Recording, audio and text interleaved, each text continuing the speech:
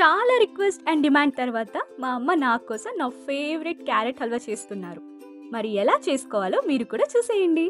First pan తీసుకొని 4 spoons నెయ్యి add చేసుకోండి. స్వీట్ కదా, కొంచెం నెయ్యి ఎక్కువ వేస్తేనే టేస్ట్ మరి. ఇప్పుడు ఈ నెయ్యిలో కాజు బాదం వేయించుకొని పక్కన పెట్టుకోవాలి. హల్వా తింటున్నప్పుడు పంటికి క్రంచీగా డ్రై ఫ్రూట్స్ తగులుతుంటే బాగుంటుంది కదా. అన్నట్టు మీ ఫేవరెట్ స్వీట్ ఏంటో కింద కామెంట్ చేయండి. ఈ నెయ్యిలోనే ఫ్రెష్గా తురుముకున్న కేజీ క్యారెట్ తురుముని వేసుకొని కలిపి మూత మూసేయండి.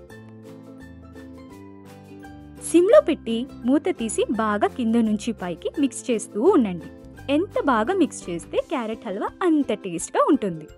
ఇప్పుడు పచ్చివాసన పోయి మెత్తపడ్డ ఈ క్యారెట్ తురుములోకి 200 గ్రామ్స్ షుగర్ యాడ్ చేసుకోండి. మేము కేజీ క్యారెట్కి 200 గ్రామ్ షుగర్ తీసుకున్నాం.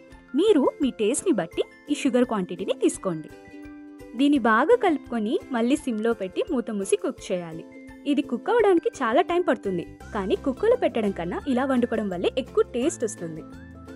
10 మినిట్స్ తర్వాత మూత తీసి ఒకసారి కలిపేసుకొని ఒక గ్లాస్ మిల్క్ యాడ్ చేసి మళ్ళీ బాగా కలిపేసుకోండి.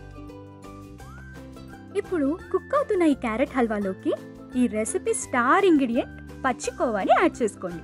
హాఫ్ కప్ పచ్చికోవా వేసి మిక్స్ చేసేసుకొని ఇందులో 1 స్పూన్ ఇలాచీ పౌడర్ని కూడా యాడ్ చేసి బాగా మిక్స్ చేసుకొని ఒక 10 మినిట్స్ కుక్ చేసుకోవాలి.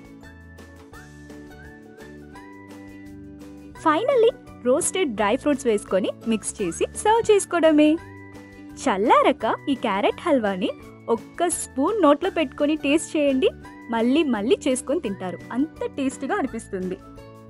ఈ వీడియోని లైక్ చేసుకోండి. ఇంకా ఎన్నో స్వీట్ రెసిపీస్ కోసం కామెంట్ చేయండి. సబ్స్క్రైబ్ చేసుకోండి ఫ్యామిలీ స్టార్ షాయిస్ కిచెన్.